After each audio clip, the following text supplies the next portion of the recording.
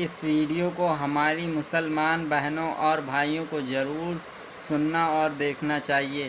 بہت ہی اہم پیغام ہے ان مسلمان بہنوں کے لیے۔ احتیاطی تدابیر پر عمل ضروری ہے۔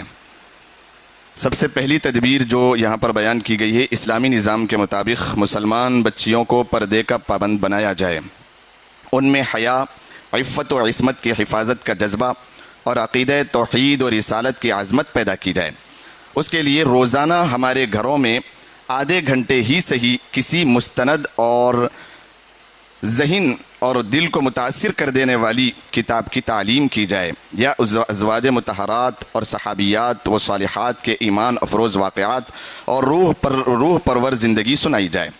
نمبر 2، دوسری تدبیر یہ ہے کہ مخلوط نظام تعلیم، یعنی جس کو کہا جائے گا کہ کمبائنڈ، لڑکیاں اور لڑکے جہاں پر پڑھتے ہیں، مخلوط نظام تعلیم سے اپنی بچیوں کو بچایا جائے۔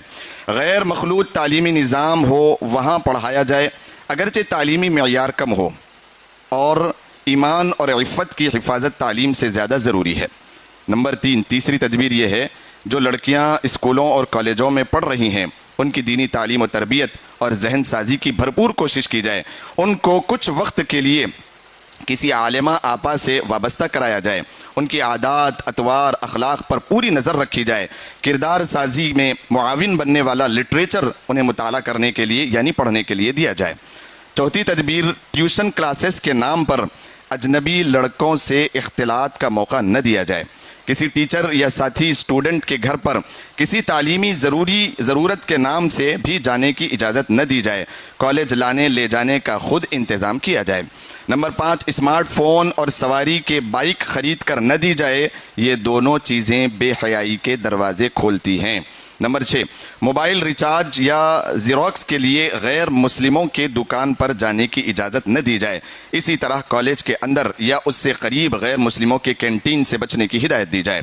نمبر 7، غیر مسلم لڑکوں کی دوستی سے بھی روکا جائے کہ آئندہ غیر مسلم لڑکیوں کی دوستی سے بھی روکا جائے کہ آئندہ یہ دوستی بھی کسی فتنے کا دروازہ بن سکتی ہے۔ ہاں، اس بات کی اجازت ہے کہ اگر غیر مسلم لڑکیوں سے ہماری لڑکیاں دوستی کر بھی رہی ہیں تو اتنا ان کے اندر تربیت اور دین ہو کہ وہ خود دین کی تبلیغ ان کے سامنے کر کے ان کو اسلام میں داخل کرا لے سکیں۔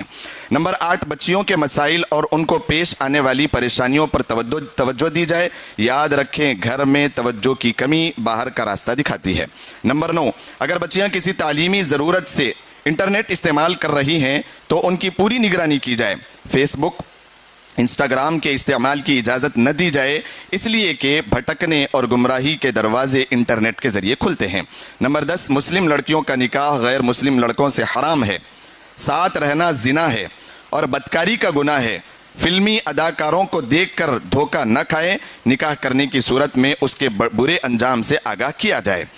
نمبر 11، جب نکاح کے قابل ہو جائیں تو مناسب رشتہ ڈھونڈ کر جلد از جلد نکاح کر دیا جائے، چاہے رخصتی بعد میں کی جائے، کہ اس سے جذبات میں تسکین حاصل ہوگی اور ادھر ادھر بہکنے سے جہاں حفاظت ہوگی وہاں منگیتر کی شکل میں ایک مضبوط نگران بھی حاصل ہو جائے گا، اور نکاح کی تاریخ طے کرنے میں بے جا رسوم و خرافات رکاوٹ نہ بننے پائے۔ نمبر 12، ان کے ایمان کی حفاظت کے لیے روزانہ بلا ناغہ صلاۃ الحاجت پڑھ کر اللہ تبارک و تعالی سے خوب الحاح و زاری سے دعا مانگی جائے۔ اللہ تبارک و تعالی ہم سب کو ان پر عمل کرنے کی توفیق مرحمت فرمائے۔